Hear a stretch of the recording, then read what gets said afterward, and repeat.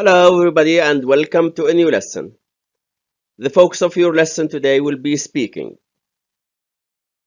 Your lesson is from your book Portal to English 11A, Students Book page 61 and page 84. Open your books, page 84. Let's start with the objectives of this lesson. Number 1. Use the expressions of compare and contrast correctly in a context provided.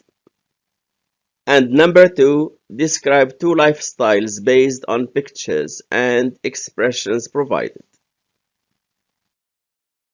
The activities of this lesson will focus on comparing and contrasting the two photographs on page 84. Let's start by explaining the meaning of the verbs compare, contrast, and compare and contrast.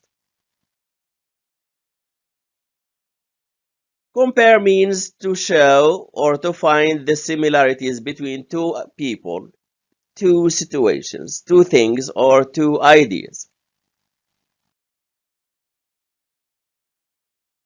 Contrast means the opposite, and it means to find or to show the differences between two people, two situations, two things, or two ideas. Finally, compare and contrast mean to find or to show both the similarities and the differences. Sometimes the verb compare is used to mean to show both the similarities and the differences. Remember that when we compare or when we contrast, we compare or contrast things of the same type.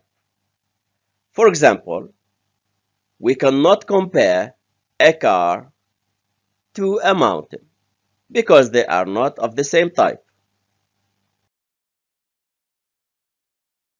So what can we compare or contrast a car to? Yes, very good. You can compare a car to another car. Or, yes, excellent answer. We can compare a car to a motorbike. Or, yes, we can compare a car to a bus. Or, yes, very good. You can compare a car to a train. Think about this. Can we compare and contrast Arabic and English? Yes, of course, we can compare them because they are two languages, so they are things of the same type. Let's take some time and think of the similarities and differences between Arabic and English. We can put them in the following diagram.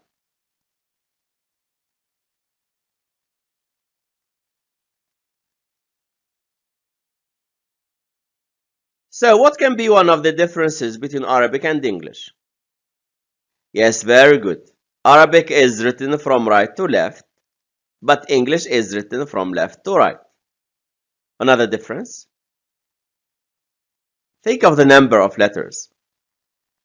Yes, very good. Arabic has 28 letters, but English has 26.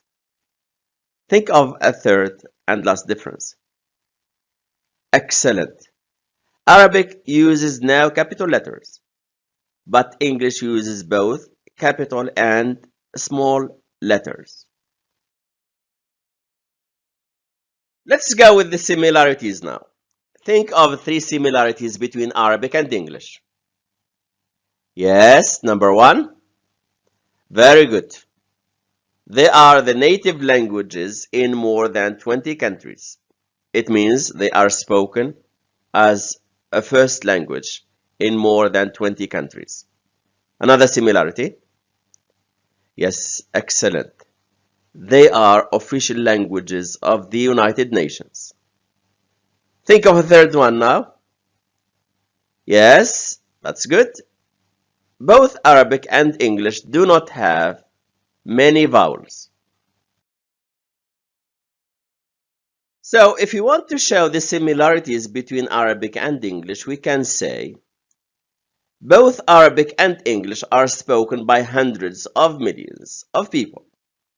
Or we can say neither Arabic nor English has a lot of vowels.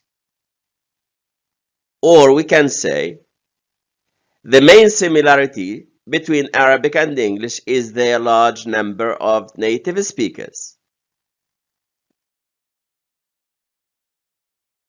We can express the differences between Arabic and English in many ways, and we can use different structures. For example, we can say Arabic has 28 letters, but English has 26.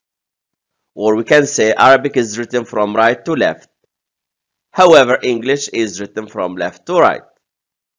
We can use while and say, while Arabic has 28 letters, English has only 26. Or, English has only 26 letters, while Arabic has 28. We can use whereas, which is similar to while, and say, whereas Arabic has 28 letters, English has 26. Or we can say, Arabic has 28 letters, whereas English has 26. We can use unlike in the beginning of the sentence and say, unlike Arabic, which has 28 letters, English has 26. Or in the middle of the sentence and say, Arabic is written from right to left, unlike English, which is written from left to right. There are other expressions we can use to show contrast. For example, we can say, Arabic is written from right to left. In contrast, English is written from left to right. Or we can say, on the one hand, Arabic is written from right to left. On the other hand, English is written from left to right. Or we can say, the main difference between Arabic and English is the number of letters. We go now with task 4B, page 84. Pause the video and read the question. In this task, you are asked to compare two photographs. Remember, compare here means to show both the similarities and the differences. The photographs are about people living in different environments, and after comparing the two photographs, you are going to tell what the people's lifestyles are like and how they feel. You are going to use structures and expressions from the first box, and of course, words and phrases from the second box. So what can be these two different environments? Yes, very good. They are the city as a polluted environment and the countryside as a clean environment. Pause the video now for a few minutes and write some sentences to compare and contrast the two photographs. Remember to use expressions and phrases from the two boxes. If you've finished, let's begin. Let's begin with the similarities between the two photos. There are actually a few similarities between them. So, number one, yes, excellent. In both photos, we can see a person riding a bike. Another similarity? Yes, very good answer. The only similarity between the two photos is that there is a person riding a bike in each of them. Yes, what other differences can you see between the two photos? Yes, very good. The first photo represents an urban environment, whereas the second photo shows a rural environment. Yes, we continue with the differences between the two photos. Another difference will be, yes, very good. In the background of the first photo, there is smog. In contrast, in the background of the second photo, there are clouds. More differences? Yes, very good.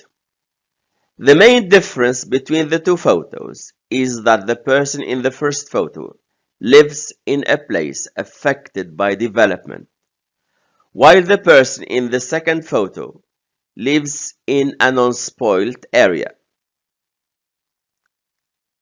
Another sentence? Excellent. On the one hand, the person in the first photo has to wear a mask because of smog. On the other hand, the person in the second photo breathes clean air. Yes, any more sentences to show the differences between the two photos? Yes, very good answer. The person in the first photo lives in an environment where the poisonous chemicals represent health hazards, while the person in the second photo lives in an environment where the clean air and the quiet atmosphere guarantee a healthy lifestyle. Another sentence? Excellent. The person in the first photo may be unhappy with his life, whereas the person in the second photo may be satisfied with his lifestyle. Let's go with the second part of the task. Use some of the sentences you use to compare and contrast the two photos, to say what you think of the people's lifestyles and how they feel. Take a few minutes to do the task. If you've finished, let's begin. Let's look at what one of your friends has written. I think that the two people have two totally different lifestyles, different worries and interests, and different feelings to life. While the person in the first photo seems to be leading a hectic lifestyle and struggling to make ends meet, the person in the second photo seems to be enjoying a relaxing and carefree lifestyle with nothing to worry about. Additionally, the person in the first photo looks pressured and stressed, waiting impatiently for the traffic light to change. In contrast, the person in the second photo looks calm and confident, riding the bike slowly, enjoying the moment and adoring the beauty of the surroundings.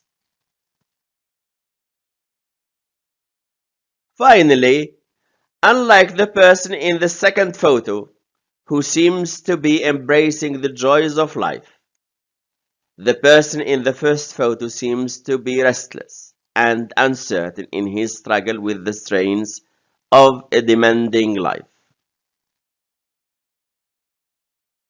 This is the end of our lesson today.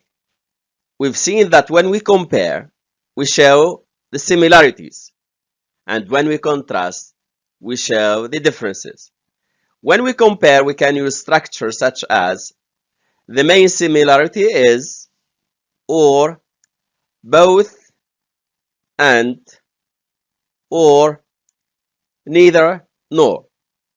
When we contrast, we can use structures such as the main difference is, or, while, or whereas, or, in contrast, or, unlike, or, on the one hand, on the other hand.